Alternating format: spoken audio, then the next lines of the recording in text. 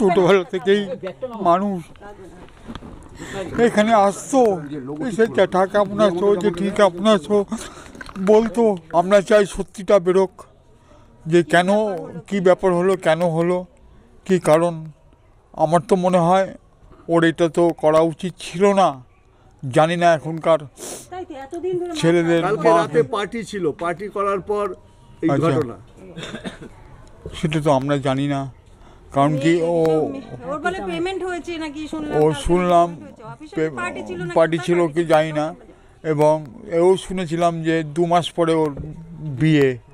তা এটা শুনে আমরা খুব খুশি হয়েছিলাম। যাক, ওর মা তো খুব কষ্ট করে ওকে মানুষ করেছে, খুবই কষ্ট করেছে। আমরা ওই প্রীতমের বিয়ে শুনেছি 2 মাস পরে ওর মার যেহেতু বিয়ে করেছে, সিলেক্ট হয়েছে, এবার ওরও নাকি সিলেক্ট হয়েছে। ও নাকি খবর বলেছে যে আমি মাকে মত দিয়েছি, এইসব সব নিউজে শোনা, আমরা কিছু সত্যি ঘটনা জানি না। কথা হয়েছিল প্রীতমের সাথে? না না না না, আমাদের সঙ্গে কোনো এখানে কি আসতো? হ্যাঁ, এখানে আসতো, কিন্তু ওর বাবার কাছে তো আসতো তো বাবা। তারপর দীর্ঘদিন কাকার ওখানে যায়, কাকার ওই বাড়িতে যায়, কিন্তু কাকারা যেহেতু এই বাড়িতে থাকে না, এই বাড়িতে আসেও না। সম্পর্ক কেমন ছিল? কার? প্রীতমের ভালোই তো ছিল, কারণ মা যেহেতু এতদিন ট্রাভেল করেছে, মার সঙ্গেই তো ছিল।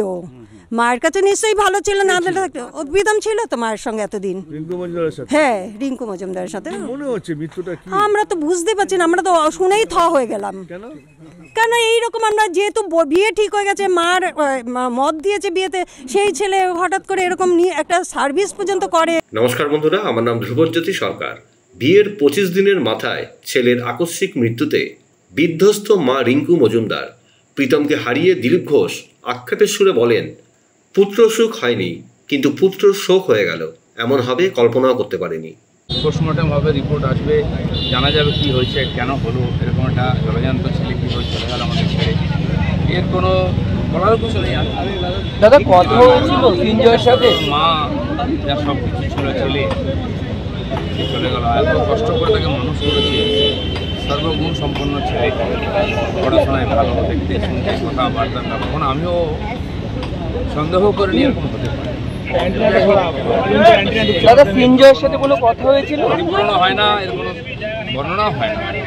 দাদা, সিনজয়ের সাথে কোনো কথা হয়েছিল? আগের থেকে আমার সঙ্গে খেলা দেখাতে নিয়ে গেছি, খুবই ভালোবাসতো। আমার একটা তার প্রতি মোহ এসে গেছিল।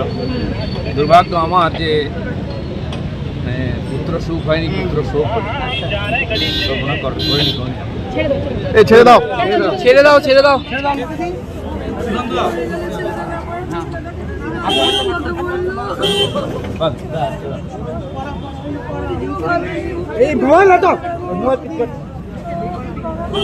ছোটবেলা থেকেই মানুষ এখানে আসতো, এসে জ্যাঠা কেমন আছো, জেঠি কেমন আছো বলতো। বন্ধুরা, ভিডিওটি ভালো লাগলে দয়া করে লাইক শেয়ার করে দেবেন, আমাদের পেজটা ফলো করে নেবেন, আর আপনার মতামত কমেন্ট করে অবশ্যই জানান। ধন্যবাদ।